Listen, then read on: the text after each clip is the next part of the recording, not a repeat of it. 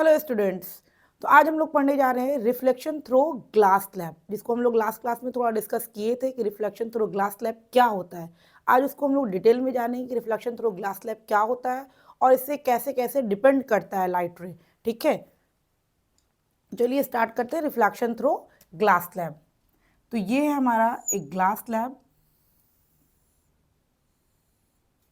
और इसमें हम लोग क्या कराएंगे, रिफ्रैक्शन करवा रहे हैं। ठीक है, refraction through glass slab. Refraction through glass slab में ये मीडियम हमारा क्या है, एयर मीडियम है, यानी कि ये हमारा डेंस रेयर मीडियम है, सॉरी रेयर मीडियम है। और ये ग्लास स्लैब है, तो ये हमारा कौन सा मीडियम हो गया, डेंसर मीडियम हो गया। ये भी हमारा एयर मीडियम है, तो ये भी हमारा क्या हो गया, रेयर मीडियम हो गया। तो लाइट रे रेयर मीडियम से डेंसर मीडियम में जाएगी, उसके बाद फिर डेंसर मीडियम से रेयर मीडियम में आएगी। तो क्या क्या चेंजिंग आती है वो हम लोग देखेंगे। चलो देखते हैं। सबसे पहले लाइट रे इस सरफेस पे आके इंसिडेंट की, तो ये हमारा क्या होता है, इंसिडेंट रे, इसको हम लोग IR से लिखते हैं, इंसिडेंट रे। उसके बाद हम लोग जानते हैं, उसके बाद हम लोग बताए थे कि जब भी लाइट रे रेयरर से डेंसर में आती है तो नॉर्मल की तरफ क्या होता है, बेंट हो जाता है। लाइट रे रेयर से डेंसर में आती है तो नॉर्मल की तरफ बेंट हो जाती है। और बताया था क्यों, क्योंकि स्पीड जो होती है वो कम हो जाती है। Speed of light in air जो होती है वो सबसे हाई होती है, 3 × 10⁸ मीटर पर सेकेंड। ये मैक्सिमम स्पीड है लाइट की। इसके बाद जैसे जैसे स्पीड दूसरे मीडियम में जाती है वो क्या कहती है, डिक्रीज कर जाती है। मैंने दिखाया था आपको रिफ्रैक्टिव इंडेक्स में उसका वैल्यू पुट कर करके। ठीक है, तो यहाँ पर हम लोग देख रहे हैं कि लाइट रे रेयर से आ रही है और कहाँ जा रही है, डेंसर में जा रही है। तो लाइट रे जब भी रेयर से डेंसर में आती है तो क्या होता है, ये नॉर्मल की तरफ बेंट हो जाती है, नॉर्मल की तरफ बेंट हो जाती है। तो ये हमारा है एंगल आई, इंसिडेंट एंगल, और ये है हमारा रिफ्रैक्टेड एंगल। ठीक है, ये हमारा क्या है, रिफ्रैक्टेड एंगल। अब लाइट रे क्या हुई, डेंसर से किस में जाएगी, डेंसर से लाइट रे हमारा रेयरर में जाएगी। तो रेयरर में जब लाइट रे जाती है तो ये अवे फ्रॉम दी नॉर्मल जाती है। ठीक है, तो हम लोग जानते हैं कि लाइट रे अगर रेयर से डेंसर में जाएगी तो नॉर्मल की तरफ बेंट होती है, लेकिन अगर डेंसर से रेयर में जा रही है तो अवे फ्रॉम दी नॉर्मल जाती है। तो देखो ये डेंसर मीडियम था, डेंसर मीडियम से रेयर मीडियम में जा रही है तो ये अवे फ्रॉम दी नॉर्मल हो रही है। ठीक है, और इस एंगल को हम लोग कहते हैं एंगल ऑफ इमरजेंस।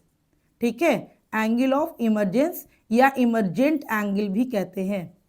ठीक है, एंगल ऑफ इमरजेंस कहते हैं या इमरजेंट एंगल भी कहते हैं, और इस रे को हम लोग कहते हैं इमरजेंट रे। ठीक है,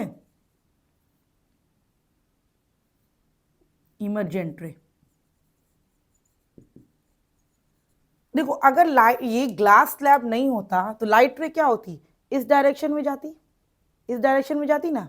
अगर ये ग्लास स्लैब नहीं होता तो लाइट रे जो आ रही है ये इस डायरेक्शन में जाती, लेकिन ग्लास स्लैब को रखने की वजह कर लाइट रे किधर बेंट हो गई, यहाँ बेंट हो गई। ठीक है, ये इतना शिफ्ट हो जाती है। तो ये जो लाइट रे इधर आकर के शिफ्ट होती है इसको हम लोग कहते हैं लैटरल डिस्प्लेसमेंट, या ऑप्टिकल शिफ्टिंग भी कह सकते हैं, या आप लैटरल शिफ्टिंग भी कह सकते हैं।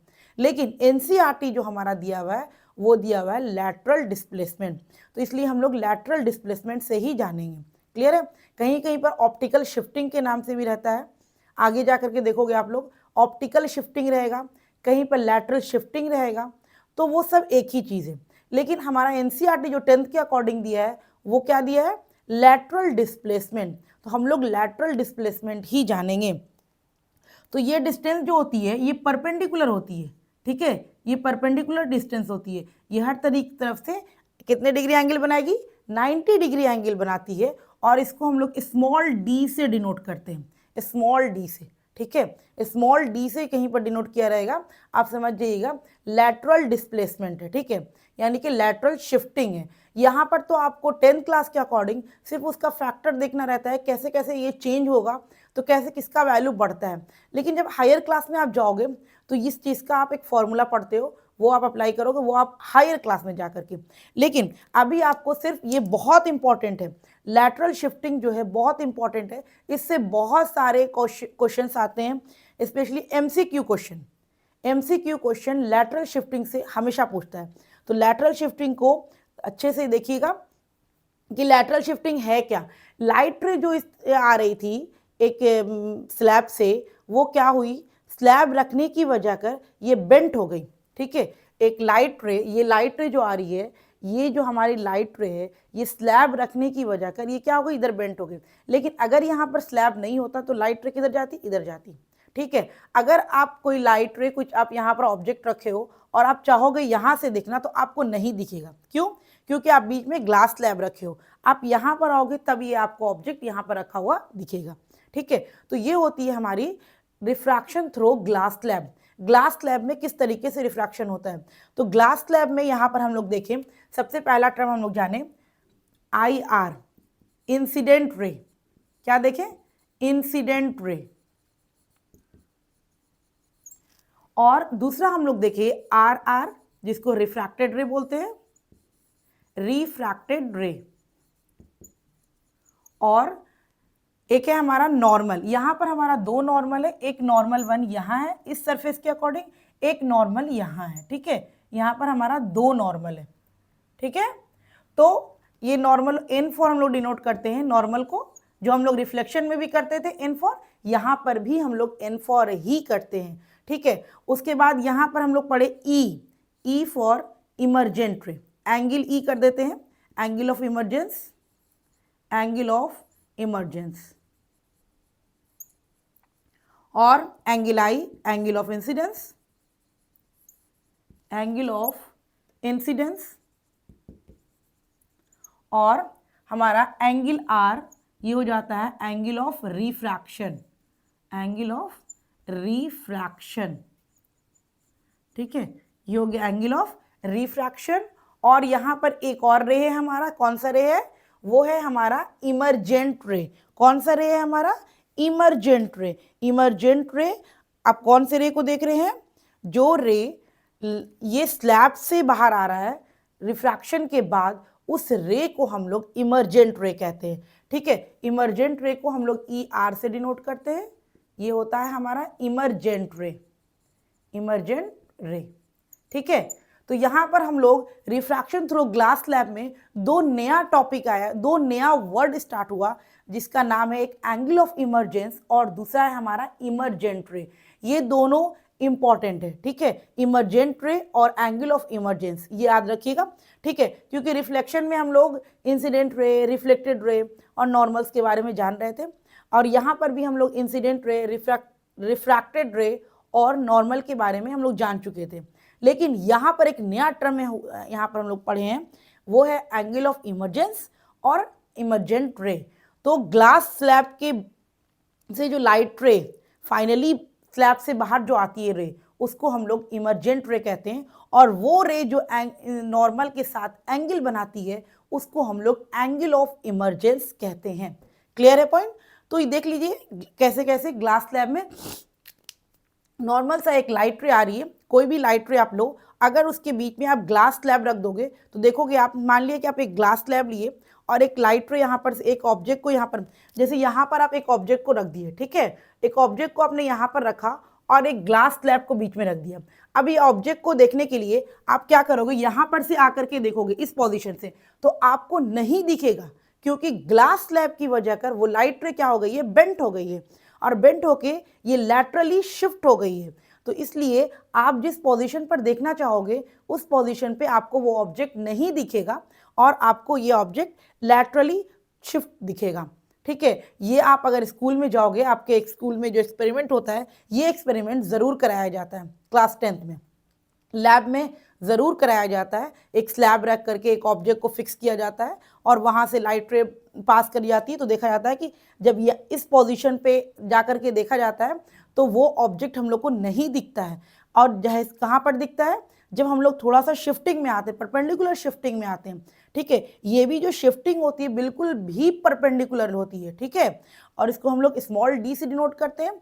और लैटरल शिफ्टिंग कहीं पे दिखेगा, कहीं पे ऑप्टिकल शिफ्टिंग दिखेगा, कहीं पे लैटरल डिस्प्लेसमेंट दिखेगा। लेकिन एनसीईआरटी हमारा लैटरल डिस्प्लेसमेंट किया है, तो हम लोग लैटरल डिस्प्लेसमेंट ही डिस्कस करते चलेंगे। ठीक है, और कोई बुक, अगर अदर बुक आप पढ़ रहे हो, साइड बुक आप कोई पढ़ रहे हो, अगर उसमें आपको ऑप्टिकल शिफ्टिंग दिख रही है या लैटरल शिफ्टिंग दिख रही है, तो आपको घबराना नहीं है, क्योंकि ये वही चीज़ है। आपको याद रखना है कि लैटरल डिस्प्लेसमेंट ही लैटरल शिफ्टिंग है और ऑप्टिकल शिफ्टिंग है। क्लियर है?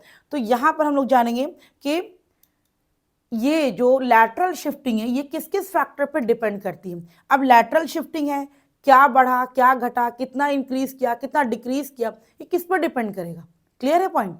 लैटरल शिफ्टिंग का बहुत ज़्यादा इंपॉर्टेंट है यहाँ पर। लैटरल शिफ्टिंग बहुत सारे में, किसी में इंक्रीज कर जाता है, किसी में डिक्रीज कर जाता है। लाइट किसी के वेवलेंथ से डिक्रीज करता है, किसी के थिकनेस से डिक्रीज करता है। तो ये फैक्टर्स हम लोग को याद रखना पड़ेगा। ठीक है, ये फैक्टर हम लोग को क्या करना पड़ेगा, याद रखना पड़ेगा। अगर आप फैक्टर्स याद रखोगे तभी आप क्वेश्चंस कर पाओगे। तो चलो हम लोग यहाँ पर देखते हैं। इससे पहले हम लोग लैटरल शिफ्टिंग का थोड़ा लिख लेते हैं। ठीक है, lateral shifting, lateral shifting is the perpendicular distance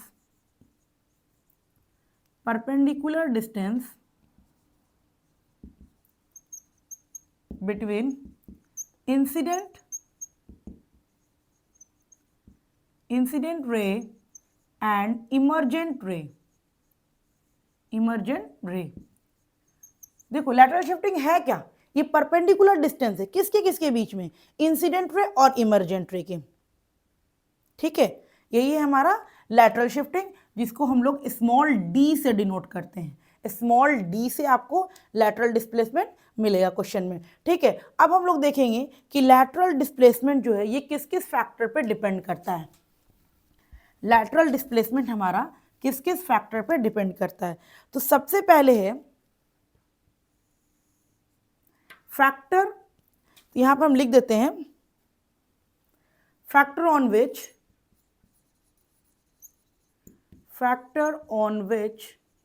lateral displacement depend।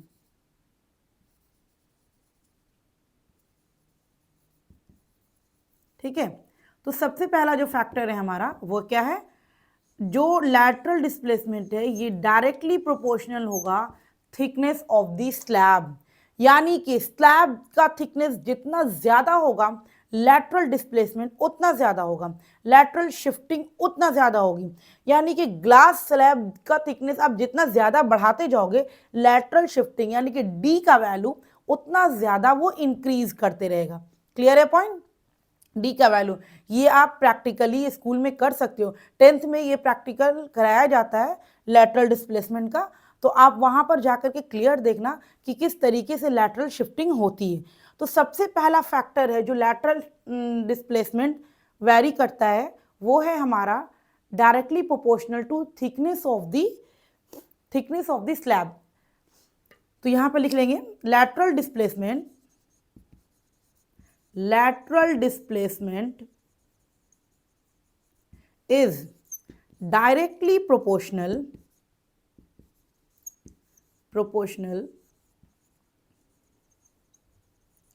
to the thickness of the wall,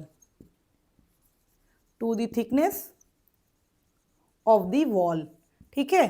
तो सबसे पहला पॉइंट है जो हमारा डी लैटरल शिफ्टिंग का या लैटरल डिस्प्लेसमेंट का सबसे पहला फैक्टर क्या हुआ कि जैसे जैसे आप स्लैब के थिकनेस को इंक्रीज करते जाओगे वैसे वैसे लैटरल डिस्प्लेसमेंट भी इंक्रीज करते जाएगा।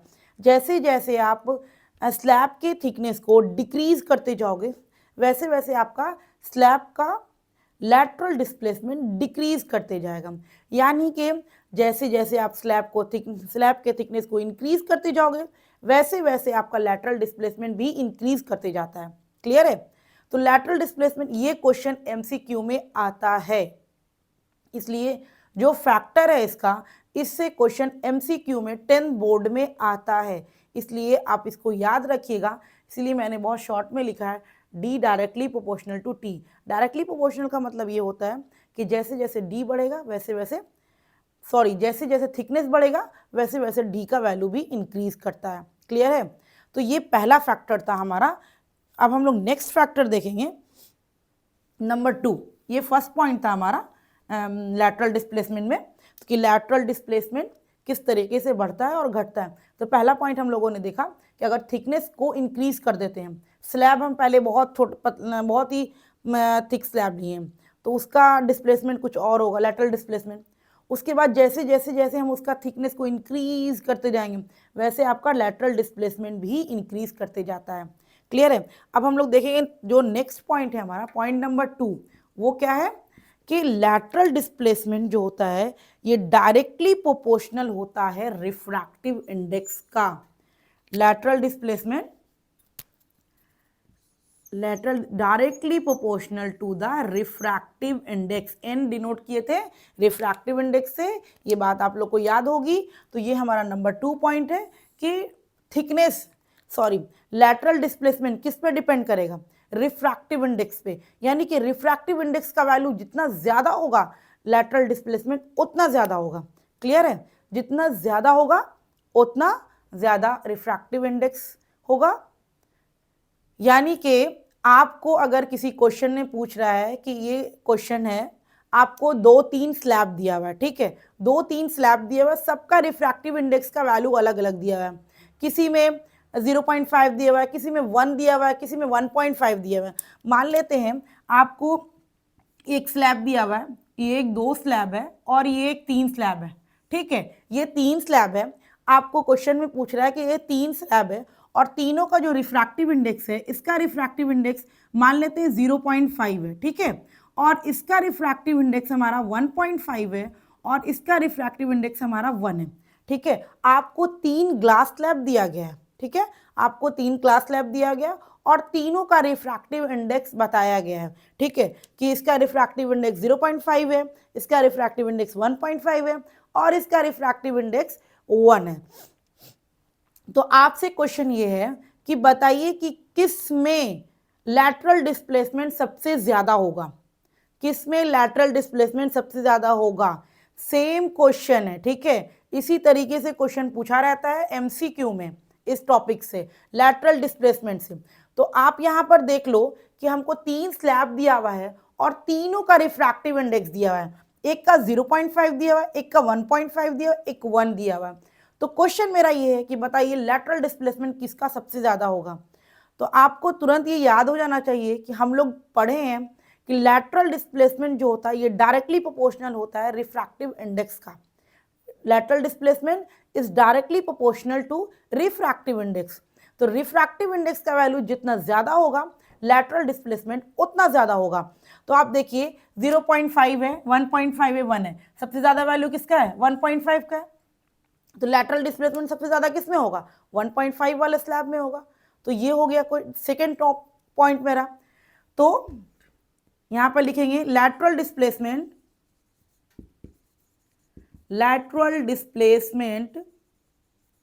Is directly proportional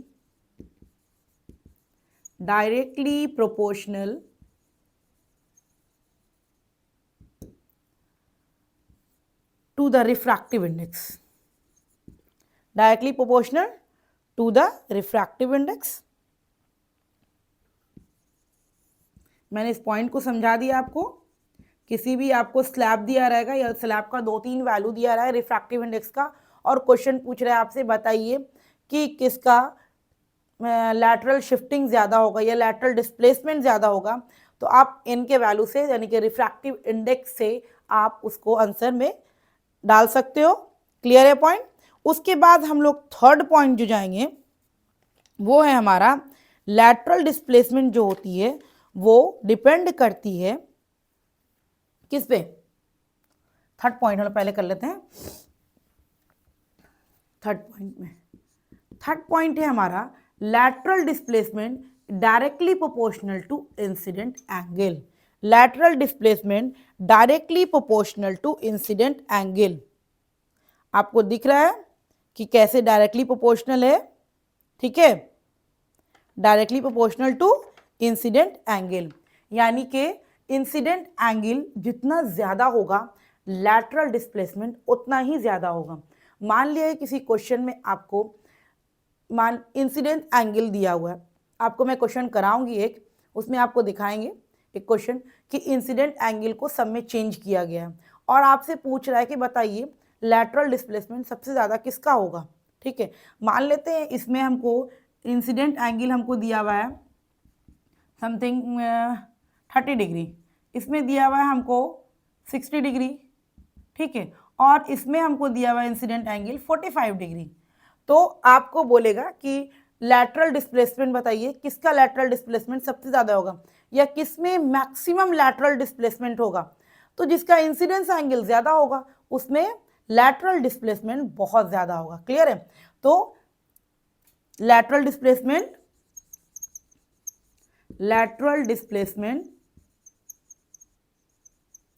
directly proportional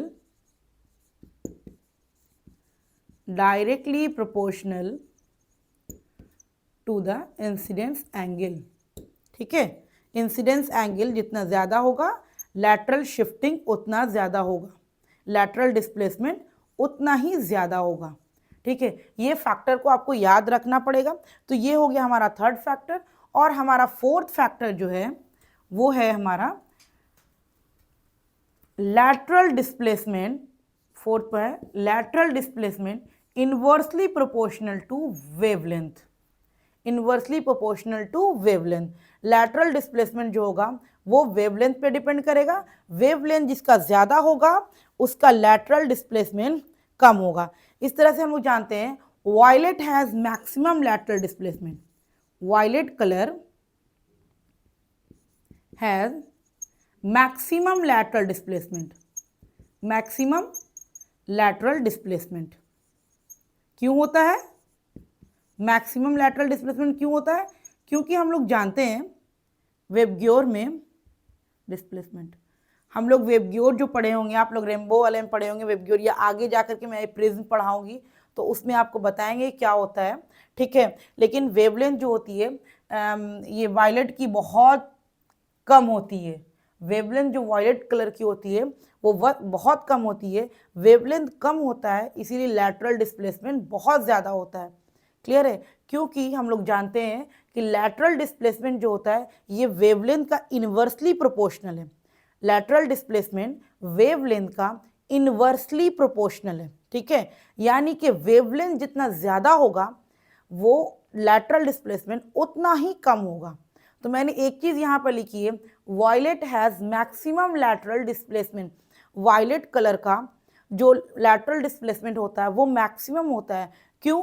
क्योंकि वायलेट की वेवलेंथ जो होती है वो बहुत कम होती है। ठीक है, वायलेट की वेवलेंथ बहुत कम होती है। आगे जाकर के आप हायर स्टैंडर्ड में पढ़ोगे कि वेवलेंथ कैसे डिक्रीज करती है और कैसे इंक्रीज करती है, वो हायर क्लास में जानना है। लेकिन यहाँ पर मैंने सिर्फ एक कलर के बारे में इसलिए बताया ताकि आप इजीली इसको कर पाओ। वायलेट की जो लैटरल डिस्प्लेसमेंट है वो हमारा मैक्सिमम होता है। क्यों? क्योंकि वायलेट कलर का वेवलेंथ जो होता है वो बहुत कम होता है। क्लियर है पॉइंट? आई होप कि आप लोग को फैक्टर यहाँ पर क्लियर हो गया होगा। तो यहाँ पर हम लोग 4 फैक्टर पढ़े और चारों फैक्टर हमारा इंपॉर्टेंट है। 4 फैक्टर से ही क्वेश्चंस आते हैं एमसीक्यू में, लैटरल डिस्प्लेसमेंट से क्वेश्चंस आते हैं। तो सबसे पहला हम लोग देखें कि lateral displacement directly proportional to the thickness of the slab. Number 2 हम लोग देखें lateral displacement directly proportional to incidence angle. Next third point हम लोग देखें lateral displacement directly proportional to refractive index. Number 4th point हम लोग देखें lateral displacement inversely proportional to wavelength. ये 4 को आप याद रखिएगा और यहां पर लिख लीजिएगा violet have maximum wavelength, maximum lateral displacement. इससे आपको याद रह जाएगा मैक्सिमम डी का वैल्यू। ठीक है, ये इसलिए लिखे ताकि आपको जब वेबग्योर पढ़ना रहे तो हम लोग जानते हैं कि जैसे वेबग्योर में ये होता है ना, तो ये आप हायर स्टैंडर्ड में पढ़ेंगे, अभी आपका नहीं पढ़ने का है। मैं बस आपको एक हिंट दे रही हूँ, अगर कहीं पर रहेगा वायलेट कलर, क्योंकि वायलेट कलर का कहीं पर डिस्कस किया हुआ था इसलिए मैंने उसको लिख दिया है violet has maximum lateral displacement. क्यों? क्योंकि वायलेट की वेवलेंथ सबसे कम होती है और सबसे ज़्यादा वेवलेंथ किसकी होती है? रेड की होती है। सबसे हाई वेवलेंथ किसकी होती है? रेड की होती है। सबसे ज़्यादा वेवलेंथ जो होती है वो रेड की होती है और सबसे कम वेवलेंथ जो होती है ये वायलेट की होती है। तो सबसे ज़्यादा लैटरल डिस्प्लेसमेंट जो होगा वो वायलेट कलर का होगा और सबसे कम लैटरल डिस्प्लेसमेंट जो होगा वो रेड कलर का होगा। क्लियर है पॉइंट? तो ये फैक्टर आप लोग याद रखिएगा। उसके बाद हम एक फैक्टर हम लोग रिफ्रैक्टिव इंडेक्स पढ़े थे, वहां पर एक था रिफ्रैक्टिव इंडेक्स में real depth by apparent depth करके, ठीक है, जिसपे मैंने क्वेश्चंस नहीं कराया था, जिसको अभी हम डिस्कस कर देंगे। एक रिफ्रैक्टिव इंडेक्स जो हमारा होता है निकालने का, ये होता है refractive index real depth by apparent depth, real depth by apparent depth, ठीक है। जैसे ही आप लोग, जैसे मान लिया कि हम लोग बहुत गहरे पानी में देखते हैं, तो मान जैसे हम बहुत ज़्यादा पानी है एक बकेट में, उसमें हम कोई ऑब्जेक्ट डाल दिए, ठीक है, वो ऑब्जेक्ट जो डालते हैं वो अपना एक्चुअल हाइट पे जो रहता है वो नहीं दिखता है हमको, वो अपने हाइट से थोड़ा सा ऊपर दिखता है, ठीक है।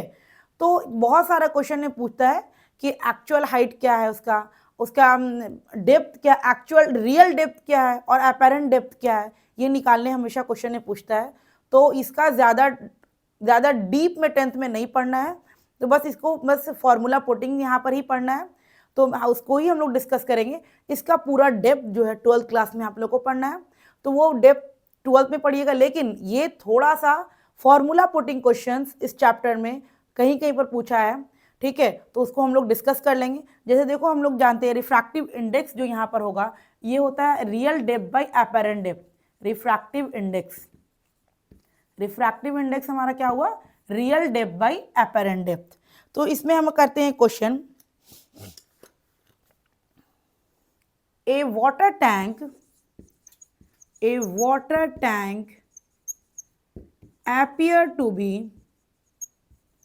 appear to be 4 meter deep, 4 meter deep, ठीक है, when viewed from the top, when viewed from the top, from the top. If the refractive index of the water is 4/3, if the refractive index of the water is 4/3, what is the actual depth? What is the actual depth? What is the actual depth? देखो इसका actual depth पूरा रे diagram रहता है, ठीक है। रे के डायग्राम के साथ हम लोग कोई भी ऑब्जेक्ट को रखते हैं, तो हम लोग देखते हैं कैसे वो जहाँ पर वो ऑब्जेक्ट रखा गया है वो अपने हाइट से थोड़ा सा ऊपर दिख रहा है। ये पूरा रे डायग्राम आप लोग को 12th में पढ़ना है, अभी नहीं जानना है। अभी बस जहाँ पर भी हम लोग टॉपिक पढ़े हैं सब हमारा यही है कि फॉर्मूला पुटिंग है, ठीक है। तो हम लोग यहाँ पर एक क्वेश्चन है कि a water tank appear to be 4 meter deep when viewed from the top। एक वाटर टैंक को जब हम ऊपर से देख रहे हैं तो हमको लग रहा है कि वो 4 मीटर डीप है, 4 मीटर डीप है, ठीक है, यानी कि उसकी गहराई जो है वो 4 मीटर है और उसका रिफ्रैक्टिव इंडेक्स क्या है 4/3, ठीक है। तो बता रहा है कि उसका एक्चुअल डेप्थ क्या है, ठीक है, एक्चुअल डेप्थ क्या है। आप भी घर में अगर टैंक, वाटर टैंक जो होता है, आप कभी उसमें जा कर के देखोगे तो आपको वो दिखेगा नहीं, मतलब कि एक्चुअल डेप्थ क्या है वो नहीं दिखता है, वो लगता है कि उससे ज़रा सा ऊपर है, ठीक है, वो क्या लगता है ज़रा सा ऊपर है। तो वो एक होता है अपेरेंट डेप्थ, एक होता है रियल डेप्थ। रियल डेप्थ जो उसका रियल में डेप्थ है, और अपेरेंट डेप्थ क्या मतलब कि वो हमको दिख रहा है वैसा, ठीक है, रिफ्रैक्शन के थ्रू दिखता है। तो इस क्वेश्चन को हम लोग रिफ्रैक्टिव इंडेक्स के थ्रू निकालेंगे। A water tank appear to be 4 meter deep when viewed from the top, if the refractive index of the water is 4/3, what is the actual depth? तो ये क्वेश्चन सिंपल आप लोग को formula putting आएगा, refractive index is equal to real depth by real depth upon actual apparent depth, ठीक है, real depth upon apparent depth. तो n का वैल्यू हमको क्वेश्चन में दिया हुआ है 4/3 और ये क्या दिया हुआ है appear to be 4 metre, appear to be 4 metre यानी कि अपेरेंट डेप्थ दिया हुआ है, तो 4 और एक्चुअल डेप्थ पूछ रहा है तो इसको आप x मान लीजिए और ये आपका वैल्यू फाइंड आउट कर लीजिए। तो इससे सिर्फ फॉर्मूला पुटिंग क्वेश्चन ही आपसे पूछेगा, उसके अलावा कुछ नहीं जानेगा, ठीक है। तो ये था हमारा क्वेश्चन। कहीं पर भी अपेरेंट डेप्थ और रियल डेप्थ से पूछेगा तो आपको ज़्यादा कंफ्यूज नहीं होना है। सिंपल सा याद रखना है कि रिफ्रैक्टिव इंडेक्स हम लोग पढ़े थे, ये real depth by apparent depth होता है, उसके अकॉर्डिंग आप सॉल्व करोगे तो हो जाएगा। तो हम लोगों ने आज रिफ्रैक्शन थ्रू ग्लास स्लैब देखा है। तो इसके बाद हम लोग स्टार्ट करेंगे रिफ्रैक्शन थ्रू स्फेरिकल लेंस। हम लोग मिरर पढ़ लिए, स्फेरिकल मिरर पढ़ लिए, तो स्फेरिकल मिरर तो बहुत आसान रहता है। अब हम लोग जानेंगे refraction through spherical lens. Lens में हम लोग दो तरह का लेंस जानेंगे यहाँ पर, कॉनकेव लेंस और कॉन्वेक्स लेंस। कॉनकेव लेंस तो बहुत आसान है, लेकिन यहाँ पर कॉन्वेक्स थोड़ा सा कॉम्प्लिकेटेड है, ठीक है। तो इसको आप लोग को अच्छे से प्रैक्टिस करना, यहाँ तक आप लोग बहुत अच्छे से प्रैक्टिस करिएगा और हर एक टॉपिक को अच्छे से क्लियर रखिएगा। नेक्स्ट क्लास में हम लोग स्फेरिकल लेंस स्टार्ट करेंगे।